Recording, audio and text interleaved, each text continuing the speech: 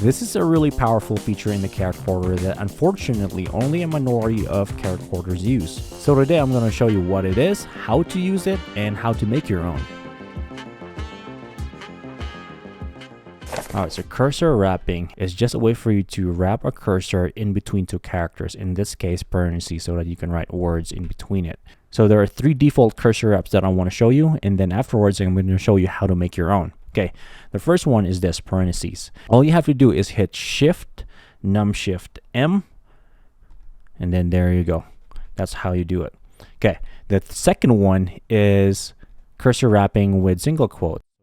So it's just dupe plus single quote. So dupe plus single quote. And the third one that I want to show is cursor wrapping with double quotes. So it's going to look like this. And this is dupe, shift, single quote. There we go. All right. What if you want to make a square bracket? So let's say you have a list and you want to put a square bracket in there so that you can say I++, and this is for programming. What you can do is I did numshift plus G right here. So let's go ahead and make this. What I'm going to do is I'm going to hit numshift G and then dupe plus I to bring out the impulse coordinating menu. And then I'm just going to type in this open square bracket, close bracket, and then I'm going to move the cursor in the middle.